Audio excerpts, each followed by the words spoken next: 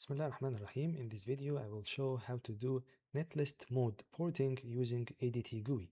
So here I am in ADT GUI in the Porting Assistant tab, and in the porting mode, I have selected the Netlist mode. In the Netlist mode, the inputs and outputs are Netlist files. So you don't need to connect with any schematic editor, you don't need to connect with Virtuoso, you just deal with netlists. So what you need to select here is the folder that contains the reference design lookup tables, the source design lookup tables, and the folder that contains the target design lookup tables. So here I'm porting from ADT PDK to the open source Sky 130 PDK.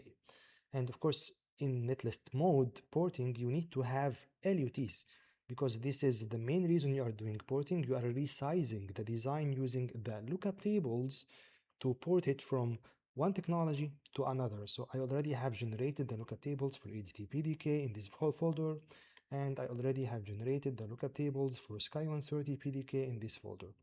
And the good thing here is that you can have many porting tasks. You can run many porting tasks and port a complete project actually in just one click. So let's see how we define a porting task. I'll click here and I will start from scratch. I will create a new config. Of course, if you have a template, you can start from an existing config. So I'll click OK and I'll give it a name. Let's name it porting netlist. Save. So this is the file that will contain all the porting settings. We call it the config file. And here I will choose the reference netlist. So I'll browse. This is my reference netlist. It is an amplifier test bench. So I'll open this netlist. And here I will define the sizing rules. I will keep the same current, the same bias point, and the same capacitance for analog transistors.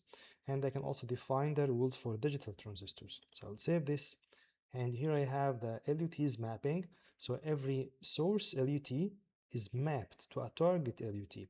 So let's do here a different mapping. And then I will choose automap. Automap will automatically select the best matching mapping.